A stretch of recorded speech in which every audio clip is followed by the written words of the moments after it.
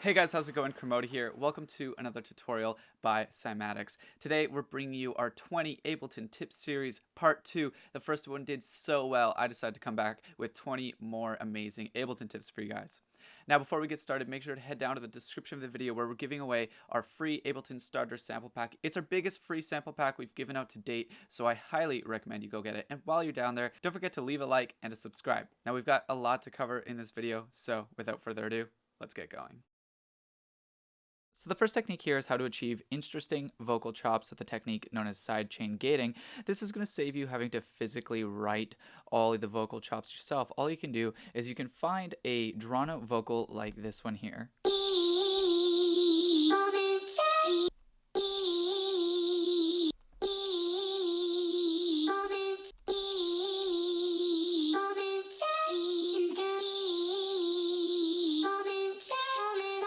And what we're going to do is we're going to use a percussion loop as the rhythmic trigger for this. So I'm just going to find any old loop here. So we have quite a basic one.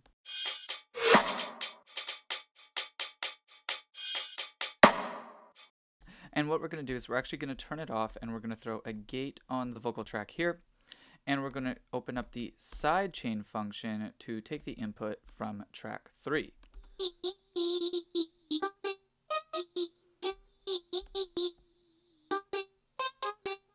And if you don't like it, it's super easy to click the title bar to relocate your samples and find a new one.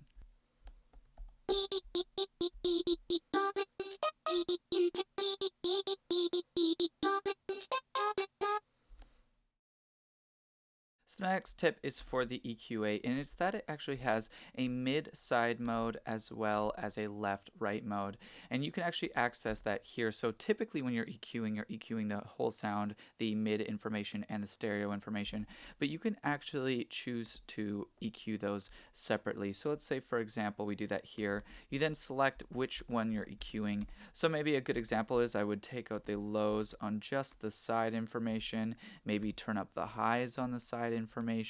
It's really up to you, but this gives you some more control. Not only that, but you can put it in left-right mode, and with left-right mode, it's really fun. It's a really fun way of making things sound stereo by adding differences in the left and right ear, and then these differences are actually perceived as width. Not to mention, you can also EQ things based off where things are panned, and you can actually be more selective in terms of where you're making room for other things in your mix. So the next technique is a really cool one to create metallic screeches with chorus of all effects. So we have just a straight sub here, really clean.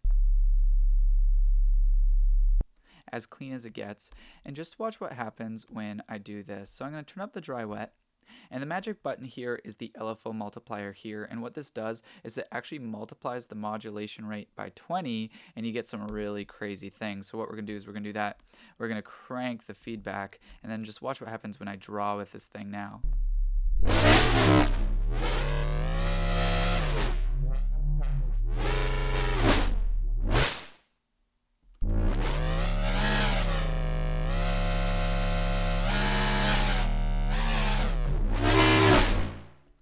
Yeah, that came out of a chorus. The next technique is creating glitch fills with grain size. So we have a very basic loop here.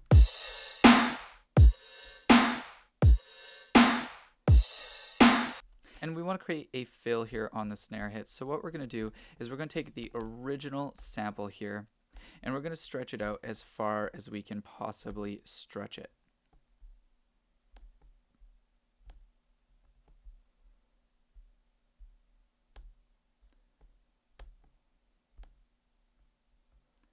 Then with that stretched, what we're going to do is we're going to set it to either tones mode or texture mode, because with these you actually have the ability to automate the grain size.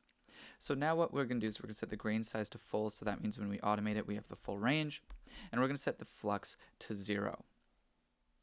Now what we want to do is, based off any big transient hits, we want to automate the percent as far as we can, from a little value to a big value. So I'm just going to do that all the way across to try and yield some cool results. Then with it like this, we're on to our last step. What we're going to do is we're going to create a new track here to resample the audio from this. And what we're going to do is while it's resampling, we're actually going to play with the pitch here. So let's do that.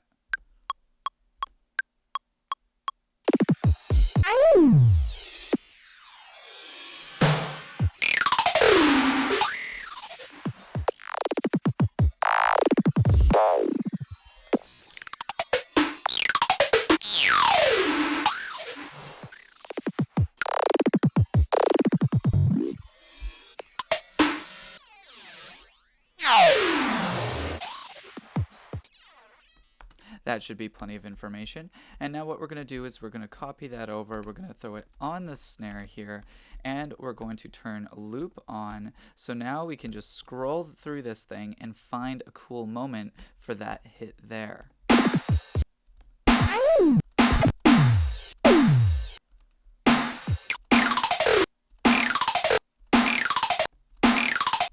I really like that one there. I'm just going to fade it in, and let's see what we have now.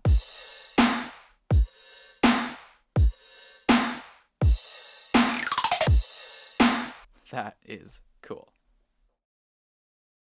For this next tip, we're going to try and achieve some metallic tones with texture mode, and this involves some extreme warping. So we have our original kick here, and we're going to stretch it out as far as it will go. Now what we're going to do is we're going to set it to texture mode, and in texture mode here, if you have a tight flux and a tight grain size, you're actually going to achieve these almost FM-y style metallic sounds. And by changing the grain size, you're going to get a whole new pitch.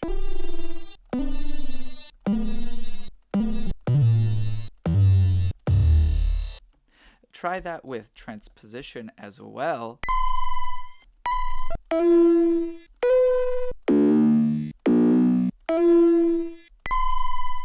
And you are going to get some weird sounds.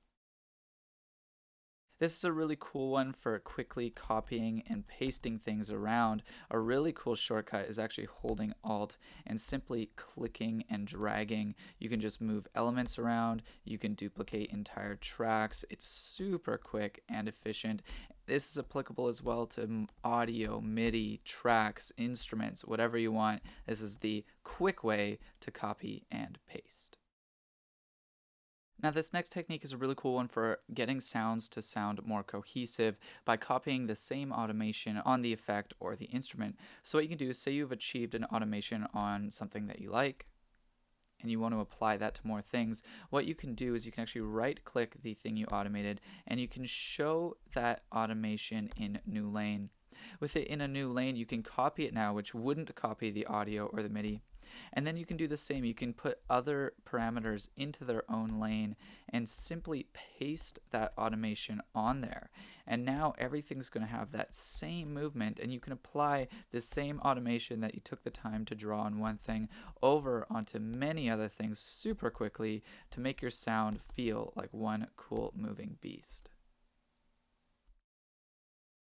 The next cool tip are some presets in the EQ8, and those are actually the Formant presets here. What's really cool about them is they can take a sound and make it sound really vowely. So we have a simple bass loop here, and what we're going to do is we're going to actually drop one of these presets on here, and I want to make this bass sound like it's saying an O here.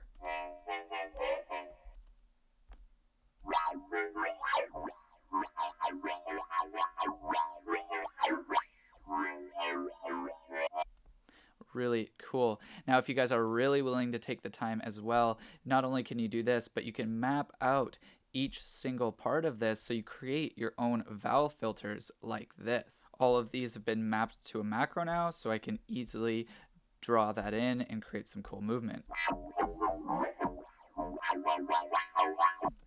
Take it to the next level and have a chain selector that can pick the different vowel shapes.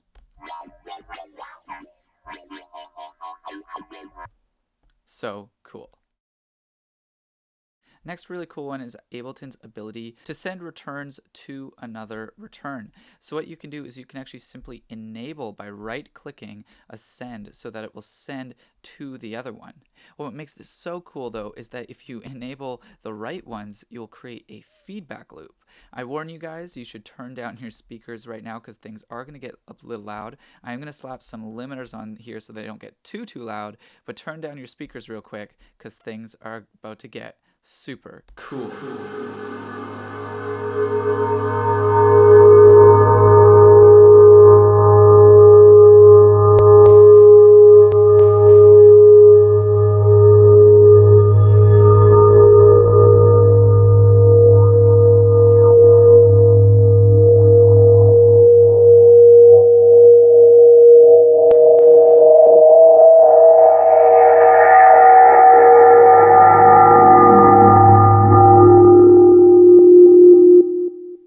Yeah, that just happened.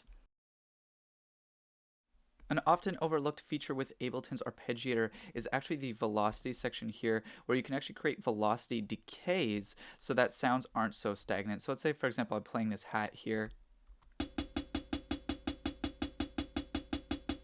and I want it to have a little more movement. We can turn on this velocity here, and we can set a decay time, and then it will decay to the velocity target. So if I set it all the way down over the course of 3 seconds, it's going to decay the velocity all the way down. Cool stuff. Next technique is separating the mids and sides of a sound because sometimes it's really important to process them differently. And what you can do to do this is to actually throw a utility on and apply 200% width. So now we're only listening to the stereo information of this sound. And then what you can do is you can group this thing, you can duplicate it and set the other one to 0% width. So now we're only listening to the mono information on that track. Combined, you end up with a sound in its entirety.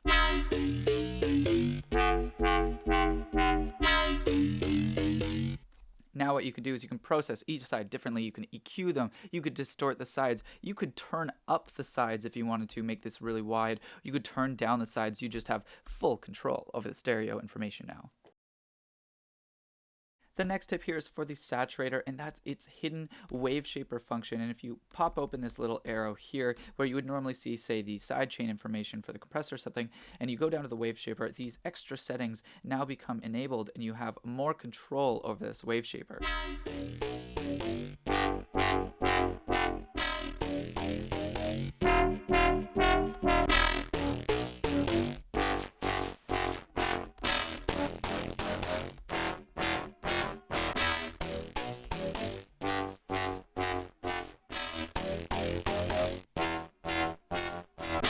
So cool. Next up, in a really useful one, is the multiband compressor's time knob. This knob will take all the attacks and releases of all 3 bands, and it will change them all together so you don't have to manually do it. You can just change this one knob.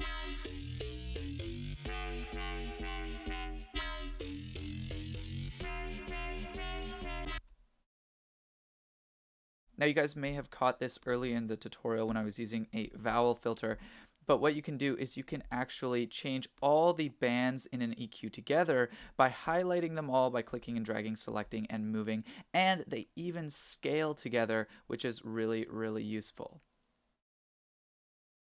Next up, in a really fun one for all the delays in Ableton, is that they actually have different modes, and if you right click them, you have the options here. My personal favorite is repitch here, because with the right settings, you can actually make a cool vinyl scratching effect.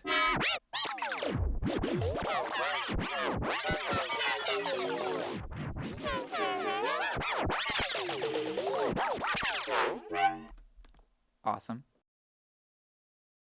The next one is how you can make any sounds bubbly, and it's a very specific setting on the frequency shifter here. If you set the dry wet to 50%, and I recommend 50% to get the full effect of this, go too far towards 100, too far towards 0, and you start to lose the effect. And then set this hertz value here to anything under about 20. I'm going to do 4 hertz here. This is our original sound, and this is our bubbly version.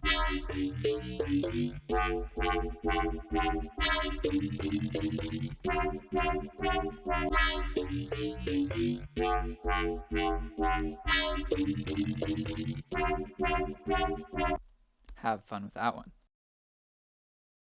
Next one, and a really useful one, is for the EQ here. If you double click it to pop the window up here, you can actually see in the bottom left corner here the note that correlates to the frequency. This is super useful so you can actually boost the root note of your sound, the root note of your song, the pleasant harmonics in your song just slightly, and you can actually remove dissonant notes and dissonant frequencies that wouldn't actually be in the key of your track. So this is actually a really useful hack for that.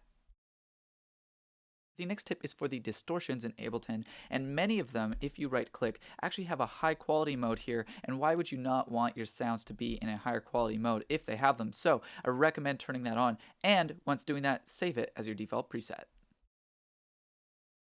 The next one is a quite often overlooked feature of the sidechain compression in Ableton, and that is the ability to EQ the incoming signal. Now, no, this isn't going to EQ the incoming signal, which is the kick here, and change how the kick is going to sound. What it's doing is it's just changing what that sound affecting the threshold is, and the reason for this is oftentimes in kick drums, for example, the low frequencies ring out a lot longer than the high frequencies, which will make the pump a lot slower and will keep the volume down for longer.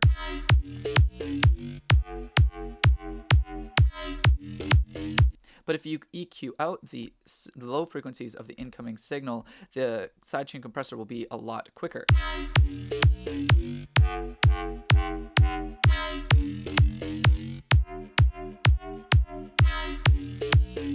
So this is really useful for that. And lastly, a really useful one is the autofilter's ability to quantize. The reason I love this technique is by default, when you set the amount to full and it were doing, say, a quarter note filter movement, it would be doing something like this. I'm just going to draw it out so you could see what it would be doing. So if it was a bar, this is actually what it would be doing. And what you can do if the quantize setting is on is what it would actually lock to where it would be here and not resume the next filter movement until here, and not resume until here, and not resume until here. So it's actually jumping depending on your quantize. So with a quarter note quantize and a 1 bar rate, it would actually be doing something a lot closer to this. And so this is what this would actually sound like. So this is the regular auto filter movement here with a 1 bar setting.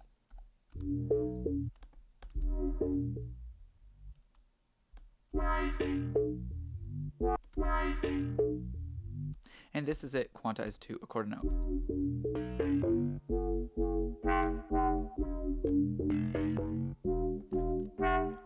This is it with a quicker quantize.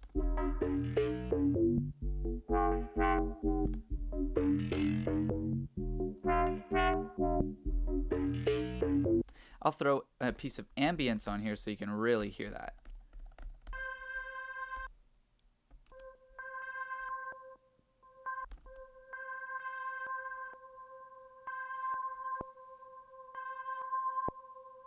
Versus what it originally is, this.